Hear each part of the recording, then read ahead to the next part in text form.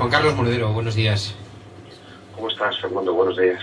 Te lo voy a preguntar sin rodeos. ¿Estás pensando en abandonar la política?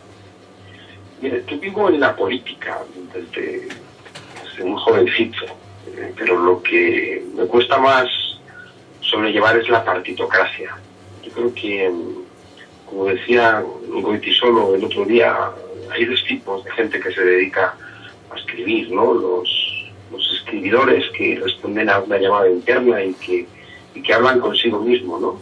Y que responden a sus propias exigencias. Y luego están los que buscan la fama, los que están debajo del foco, los que hacen de la escritura una realidad intermedia para otros fines. Creo que con la política ocurre lo mismo. En la política pues están los que vivimos las necesidades de la comunidad, ¿no?, en la que tú vives, que cada vez se hace más grande porque terminas mirando a todo el universo, ¿no? Y luego están los que viven la política de manera más práctica, los que buscan un cargo, los que optan, ¿no?, por el sillón, los que optan por las elecciones, los que optan por encontrar un espacio de representación, ¿no?, que también es legítimo, pero uno tiene que saber dónde se mueve mejor, ¿no?, dónde su voz es mejor expresada y también mejor escuchada. Pero cuando hablas de aquellos que fijan el foco sobre la partitocracia, ¿te refieres también a Podemos, a gente dentro de Podemos? Yo creo que la política concreta tiene reglas y compañías que yo quiero lejos de mí, ¿no? Una cosa que he escuchado repetidas veces todos estos meses es que no sabías dónde te metías. Yo siempre respondo, pues no. ¿Dónde está escrito que hacer política concreta implique firmar un salvoconducto para la mentira, para el engaño, para la traición, para las malas artes, ¿no? Pues yo creo que en ningún lado, ¿no? Yo creo que esta política de partidos, ¿no? En España es un reino donde falta la verdad, donde falta el matiz, incluso a menudo donde falta la compasión, ¿no? Que se convierte en un mercado de codiciosos, ¿no?, que creen que todo vale para conseguir o mantener el poder. Y ahí, fíjate, hay una colusión a menudo entre esta manera de entender la política y también la prensa, ¿no? Hay políticos que encuentran un acomodo con un tipo de periodismo, un tipo de prensa que entiende que lo que estamos haciendo de alguna manera es un juego de poder que a mí no me interesa mucho, ¿no? Yo creo que siempre digo que me gusta más Galeano que Juego de Tronos, ¿no? O soy más de Galeano que de Juego de Tronos. Ahora, de esto de los medios te quiero hablar ahora porque me ha interesado mucho la reflexión que hacías en la presentación del libro, pero me ha sorprendido. Dices, hablas de engaños, traiciones. ¿Tú te sientes engañado? ¿Te sientes traicionado? Pero totalmente, es decir, ¿Por quién? Pues, por la concepción general de la política. Fíjate que... ¿Pero incluso dentro de tu propio partido?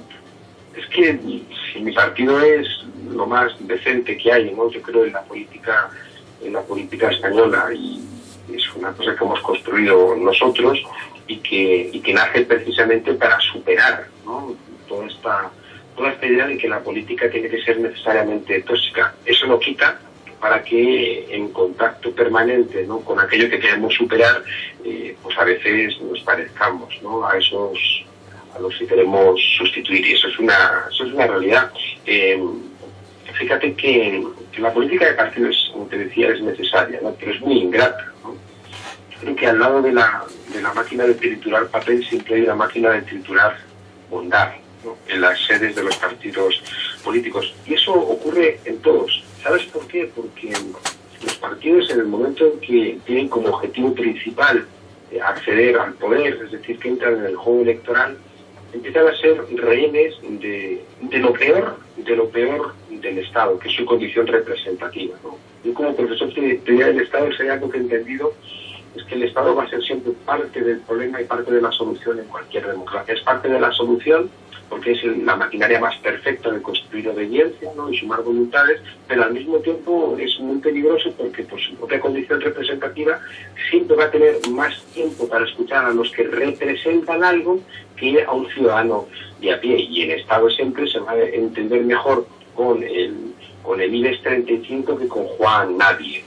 En ese sentido creo que también podemos caer, por supuesto, en este tipo de problemas porque deja de tener tiempo para reunirse con un pequeño círculo, porque es más importante un minuto de televisión o es más importante aquello, ¿no?, que te suma en la estrategia colectiva. Y yo creo que eso es importante hacerlo, pero por un lado hay gente que lo hace mejor que yo y por otro lado creo que eso es pan para hoy y hambre para mañana. Estoy convencido de que Podemos tiene que dejar de mirarse en espejos que no son los suyos, ¿no? Y para eso tenemos que quitarnos las telarañas de las urgencias de la partitocracia.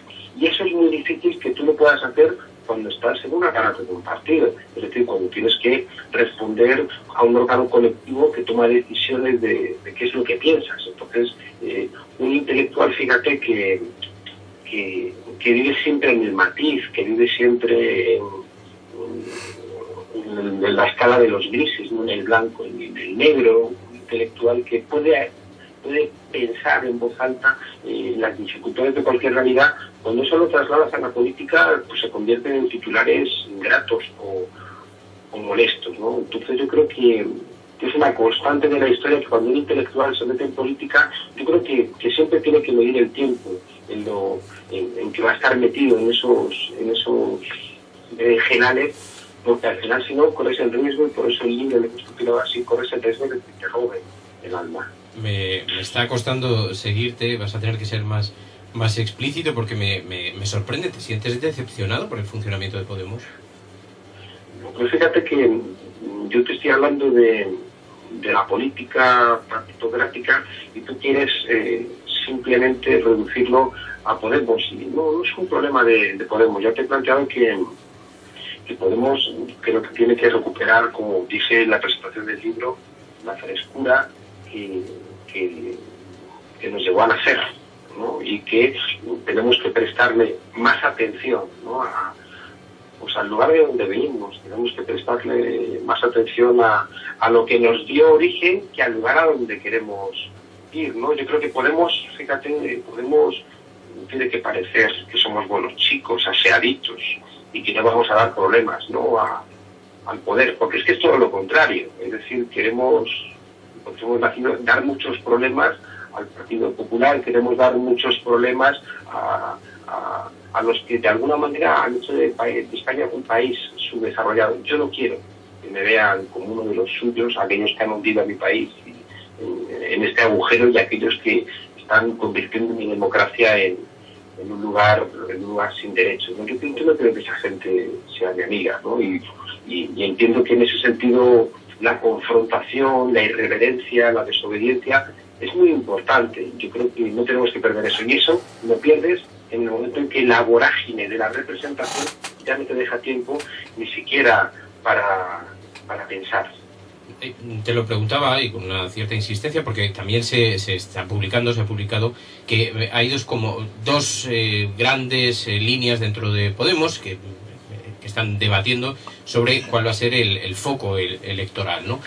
Dicen que estás elaborando el programa electoral, pero que habría como dos frentes, uno protagonizado por Íñigo Errejón y Carolina Vescanza, que defienden la moderación en el discurso, y otro espacio en el que estaríais tú y Pablo Iglesias con posiciones de volver más a planteamientos de izquierdas. Por eso me sorprendía, digo, igual se está produciendo un choque realmente como se está publicando, ¿es así?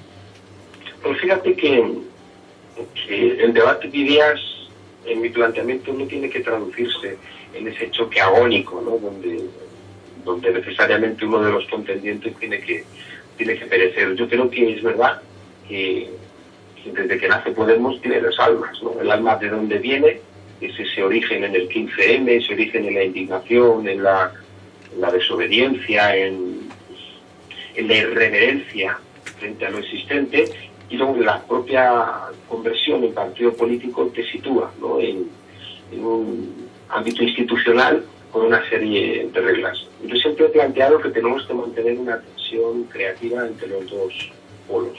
Y sí que es verdad que en el momento en que te metes en esta vorágine, el riesgo de que seas rehén, ¿no?, de esas exigencias de la representación es muy alto. Y claro que hay una tensión dentro de Podemos, porque es evidente, pero no solamente en la dirección, es una tensión que tiene toda la organización, que tiene todos los círculos, ¿no? Y es verdad que siempre hay personas más moderadas y hay personas pues que apuestan más por la raíz, ¿no?, de las cosas. Yo creo que en ese sentido no asumiría, ¿no?, que hay una parte que se exprese en nombres, ¿no?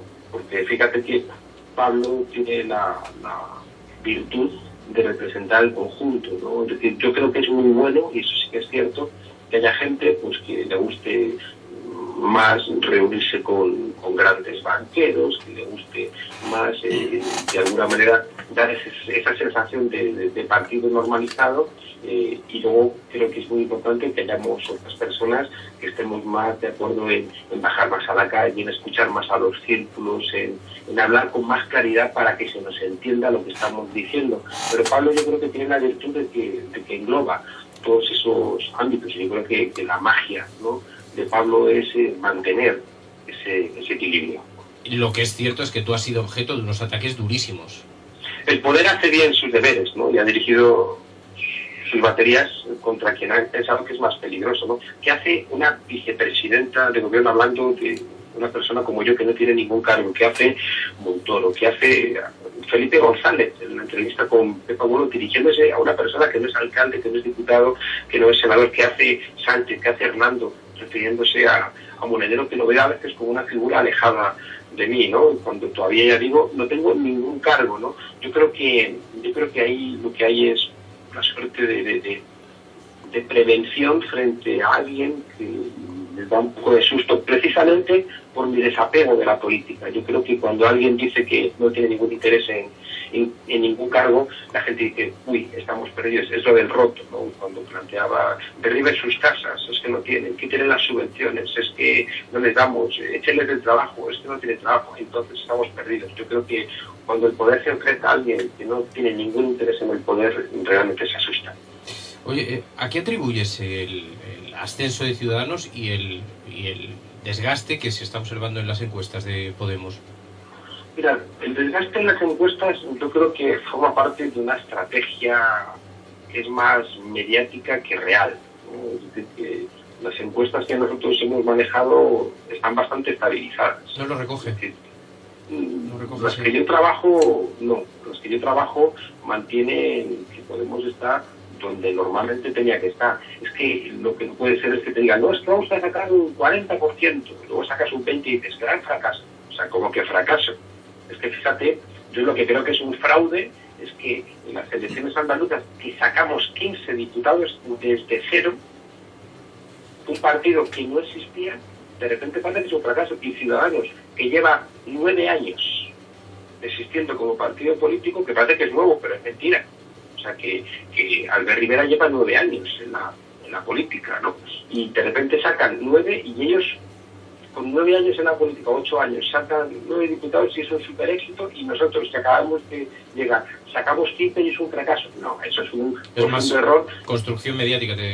Es una construcción mediática que yo creo que también hay yo creo que un error por parte de nosotros, ¿no? Salir a decir que tenemos 15 diputados con cara de pena, ¿no? Que había mucha gente que no lo entendía, pero como con cara de pena. Es verdad que no hemos conseguido los objetivos que buscábamos, pero es espectacular sacar 15 diputados.